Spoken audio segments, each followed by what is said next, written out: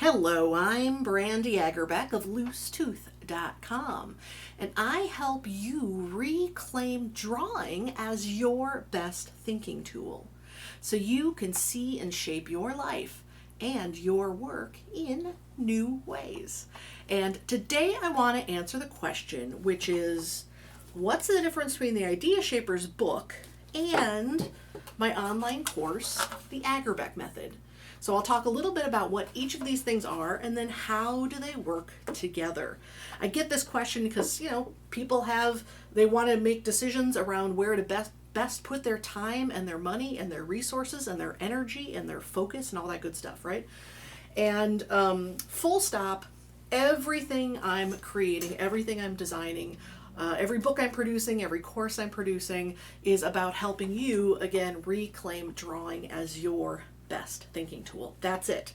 I want you to be able to pick up pencil, pen, marker, paper, and do absolutely fantastic thinking and communicating and decision making and prioritizing and all those phenomenal things that are beautifully supported with something to draw with and something to draw on, right? So that's the overarching thing, no matter what format, no matter what modality I'm working in, whether it's a workshop, whether it's an online course, whether it is something like these physical objects that I produce. That's what I'm here for. That's what my business is. So, I want to tell you a little bit about how each one is structured and again, how they work together. And I'll explain that in a moment. So first thing is the Idea Shapers book. This I published in 2016 after 3 years of the very, very, very challenging work of breaking down the complexity of visual thinking.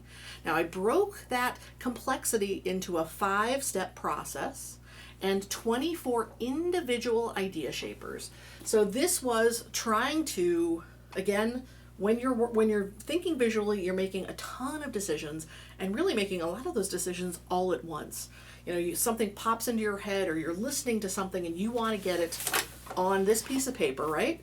And there's so many decisions. What do you want to write or what do you want to draw? How big is it? What color is it? How does it relate or connect to other things that are on the page? How near to something or far away from something is that thing? So all those things are happening at once. All those things are incredibly powerful, but this is not the kind of tool or technique where you just say, well, here's 3 easy steps. The reason it's such a brilliant tool for dealing with complexity is the complexity itself. So it can respond to so many different scenarios. You can use it in so many different ways. There's so much nuance, which personally I find absolutely thrilling. But I absolutely understand that the complexity and the nuance and the sophistication and all that stuff makes it a bit daunting to learn. So again, I'm here for you to be able to learn all these brilliant techniques, put them into practice, do amazing work for yourself. And that was a huge part of the big challenge of this book, was how do you parse out all these decisions, all these pieces of this bigger equation to make it learnable. That's what this is all about, so that you can put your ideas into your own hands. The tagline right there. So it was very challenging, but I'm happy with the way it took shape in these pages. But a big part of the challenge was not only that it was these thinking processes that hadn't really been defined. Not a lot of them hadn't really been defined very clearly, and made tangible, but also just the fact that it is a book. It is a challenging medium to take that, very, that mental energy and how do you actually describe it and make it into a physical object. So you first saw the 5 steps of the Idea Shapers in my 2013 TEDx talk called Shape Your Thinking. And so tons of videos about this, but basically this is the 5 steps that hold 24 individual idea shapers. So behind me here on these sort of blue point or teardrop shapes are each of those 24 idea shapers that live within these 5 steps. The challenge was how to, 1, break them down, which I said, 2, what order to put them in a way that made sense. Because again, as much as I made these 5 steps, a whole lot of this stuff is actually happening all at once. So that is the structure of this book. And what happened was, and I know I mentioned this in other videos too, but what happened was people would look at this book and go, I can tell there's a lot of really great things in here. I don't know how to navigate them.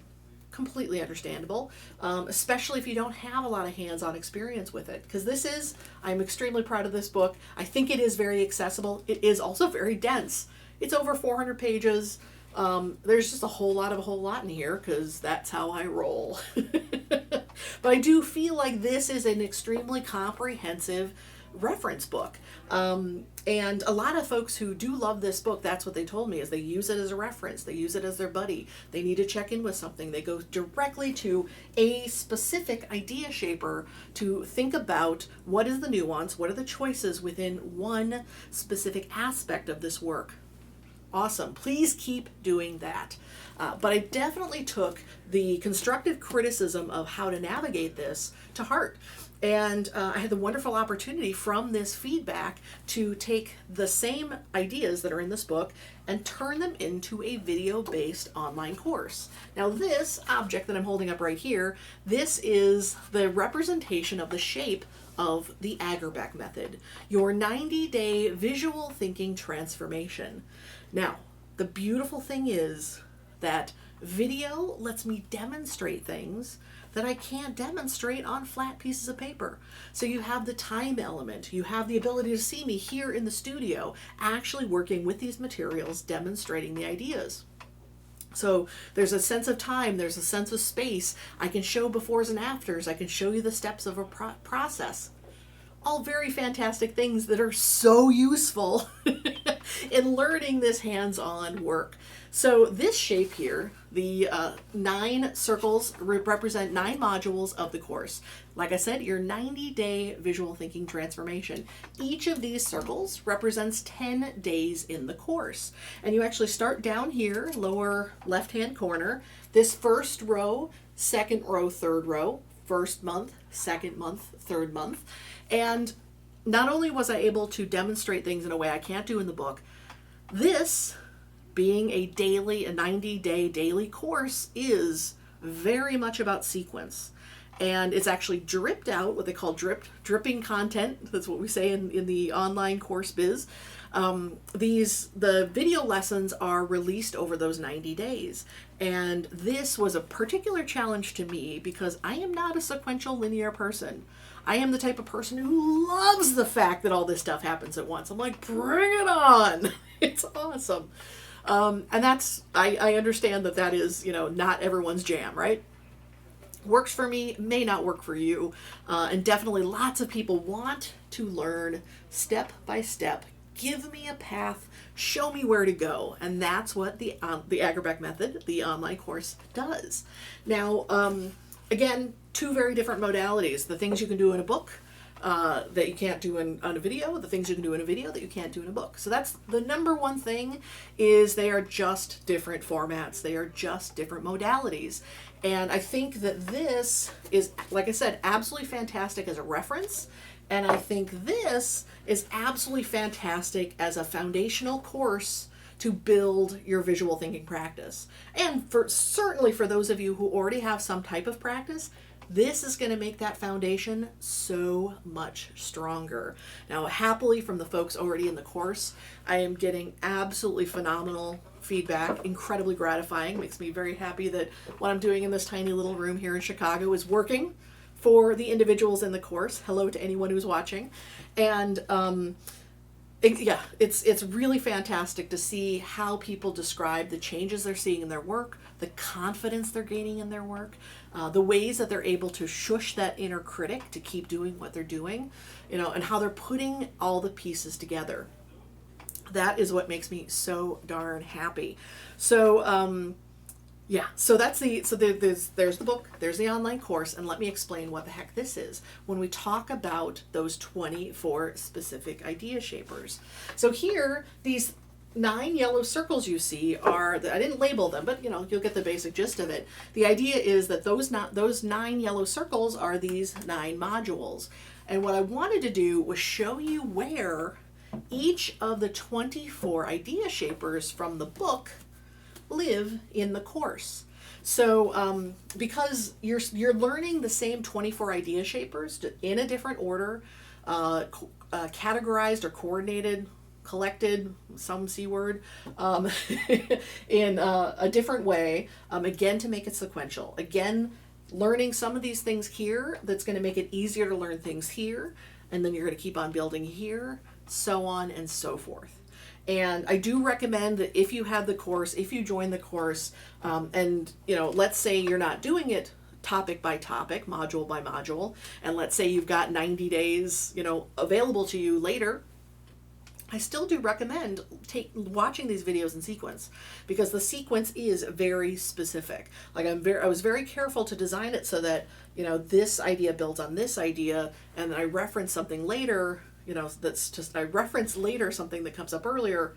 A little awkward, but I think you know what I mean. So the sequence is actually really important. Now, certainly you could watch things out of order. I don't think you're going to be totally lost, but certainly the idea was to build module on module. And you can see that there are different idea shapers in each of these 9 modules. And, excuse me, so these symbols, for those of you who don't have the book, you're welcome to find a copy at Amazon.com. But each of these is one specific visual thinking concept. Each of these is the symbol for each of those idea shapers. And again, that things are moved into different areas, not the same 5-step process here, but you do cover the same 24 ideas. Now here's something that's, the reason I think the two work really well together is that, again, they're 2 different modalities. There are some things that are more in depth in the book. There are other things that are more in depth in the course. But I worked really hard to come up with new ways of showing what's in the book. Sometimes I do borrow things very directly from the book because that's the best way to explain it. That's just the way it is. But I definitely tried to figure out different ways. Like no day is the same as another day. Each of those 90 videos, different from each other, demonstrating things in different ways, different setups here in this little itty bitty space. Again, to keep this information fresh and exciting, and oh man, I love making this thing. It's the best. So where was I going with that? Oh, so 90 days in a specific order, and they do different things. So again, I think the 2 things work well together. So for those of you who are like, if I have to pick one, I'd say 1, it's budget. This is a $30 book. This is $597 for this course. That may change in the future if I add more things, but that's where it is right now. And 90 days of video, 400 pages of book. So 1 is just, what are your resources? Flat out, right? It's life. Another thing is, which way do you like to learn best? I think there's folks who absolutely adore books and go for it, right? Other folks, they really love having the guidance of the videos. Go for it. But truly, they are absolutely meant to be complementary to each other, not redundant, not rehashing of the same crud, right? Like, it's the worst when you like a resource from somebody and then you buy another resource from somebody and you're like, you just recycled the stuff. That's not what this is about. It certainly is a whole system and a whole body of work, and there's going to be ways that things overlap and cross-reference each other.